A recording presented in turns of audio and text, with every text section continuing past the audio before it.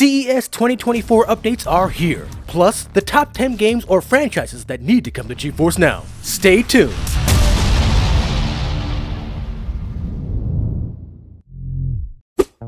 First things first, we had a video launch on Tuesday with all the details on the updates coming for GeForce Now announced at CES.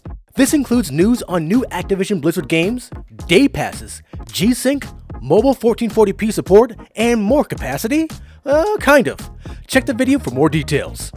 Now, since this is the beginning of the year, I wanted to go over the top 10 games or franchises that everyone is wanting for the platform. Now, I won't include Microsoft games including Activision Blizzard games because we know they're coming. I'll also exclude Sony games since they removed God of War for any new players. It's pretty clear that they want to keep their exclusives, well, exclusive. So, let's start with the top 10 list, starting with number 10.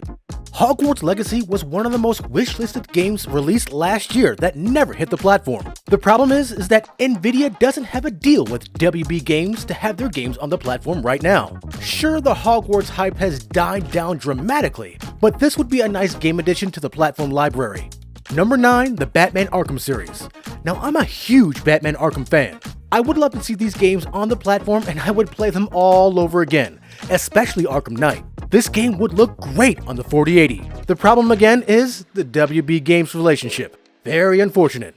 Now, since we're on a WB Games kick, this leads us to number 8, Mortal Kombat. The Mortal Kombat series is a popular fighting franchise that GeForce Now could use since they don't have too many super popular fighting titles. I guess you could add Injustice in that list too. Number 7, the Resident Evil 4 remake. Several games of the Resident Evil franchise are already on the platform. Why not this one? It seems like Capcom loves to add older or less successful games to GeForce Now, and we don't know why. Resident Evil 4 would make a great modern game addition. Another successful Capcom game that should have been added last year was Street Fighter 6. And again, we don't know why this is the case. Capcom would do a lot better adding Street Fighter 6 or even Resident Evil 4 over next week's Exo Primal that has less than 100 people playing right now. Number 5. The Final Fantasy series. Final Fantasy is one of the biggest and longest running RPG series to date. GeForce Now does have a number of Square Enix games, but nothing from the series. Final Fantasy XIV Online in particular would be quite the hit on the platform. There are members of the Cloud Gaming Battle team and the GeForce Now team that would be very happy if this game launched on the platform.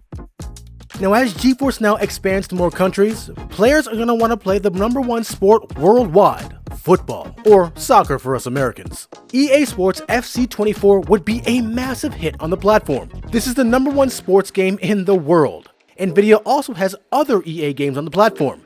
Make this happen. Number 3, Elden Ring, Game of the Year 2022. With the amazing response time GeForce Now has, this is a great game to test how responsive you can be while on the Ultimate tier. It's a shame that a Game of the Year like this isn't on the platform already. With Nvidia adding more Bandai games, we hope to see Elden Ring added to the library soon. Number 2, Valorant. Valorant has been a popular FPS that many have wanted to see on the platform. It's also known for its very harsh kernel-level anti-cheat Vanguard, which prevents it from running on virtual machines. Now, League of Legends is a Riot game that is on the platform that'll be getting Vanguard as well. Hopefully, this doesn't mean we'll be losing League too. And the number 1 spot goes to Rockstar Games, the most wanted games to come to the platform. Of course, primarily, it's Red Dead Redemption 2 and especially GTA 5. And if you think Call of Duty coming to the platform was big, Nvidia would need to double the servers to handle the traffic these two games would bring. So why aren't they on the platform already? Well, Red Dead 2 was on Stadia and reportedly cost Google millions of dollars to be added to the platform. And I'm guessing the situation is very similar for Nvidia. Maybe Nvidia will open that AI vault and pay Rockstar that 7-figure bill this year since things are going so well for them. Fat chance? Well, here's to hoping, right? Well, that was our list for our top 10 games or franchises that are needed on GeForce Now. Let's move on to the games that are being added this week. Ironically, there are also 10 games being added. 4 are on Xbox and 6 are on other platforms. Starting with the Xbox games, first we have Assassin's Creed Valhalla, Tunic, Turbo Golf Racing, Zombie Army 4, Dead War.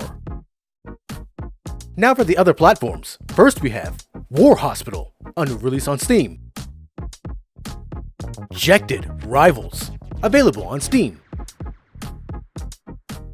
Railgrade, available on Steam. Survivalist: Invisible Strain, available on Steam.